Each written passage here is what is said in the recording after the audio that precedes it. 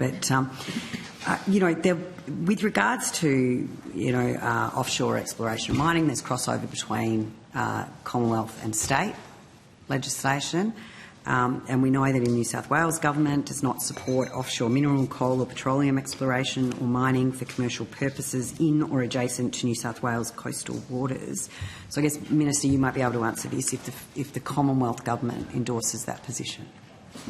Because obviously there'll be crossover there of the two jurisdictions.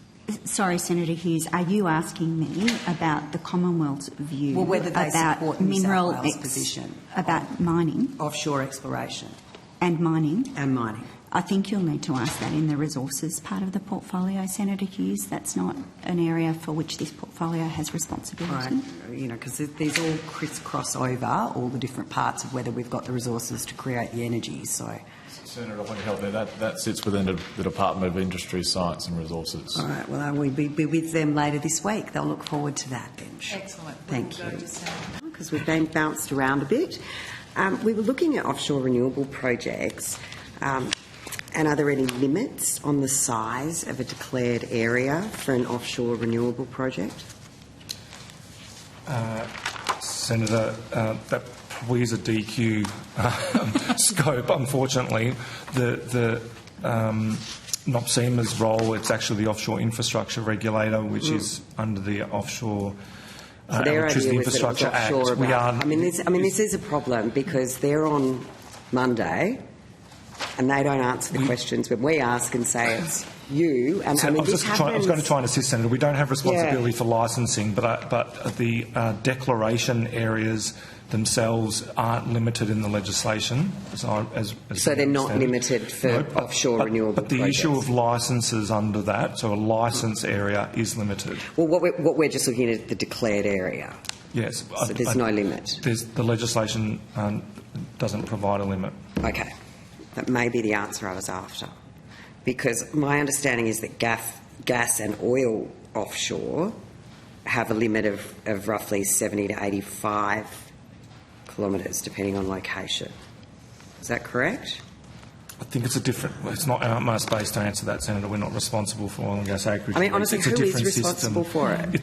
There's a different system. Because this is a pretty big issue. We've now had wind farms saying that they're going to be moved, offshore wind farms going to be moved an extra 20 k's out. And we can't seem to get any answer of who's responsible for managing the approval process of offshore wind farms. They've bumped us to you. We'll be back in February. We'll try them again, or we'll write to them. But there doesn't seem to be any clarity as to who, what department, what organisation, who understands what any of this legislation means. Who is responsible for it? Maybe Minister, you can let us know who is responsible for offshore approvals. We'd be happy to take on notice, I think, Senator, provide links to the relevant information that's on DQ on our website clarifying the roles of the different agencies. That includes information about area declaration and licensing. So do we need to explain to the DQ Secretary that it is actually their responsibility?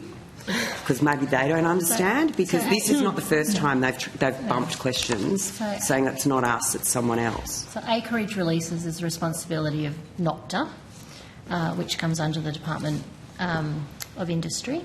Right. Sorry, who's that one? So NOPTA, which is that's for petroleum. Yeah.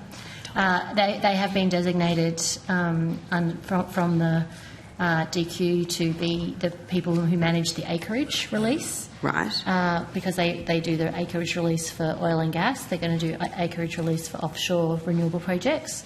So that's one component of the process. But they do the acreage release, not necessarily the regulatory approvals, environmental plans, that sort of thing. And who does those? Us. Right. Not SEMA.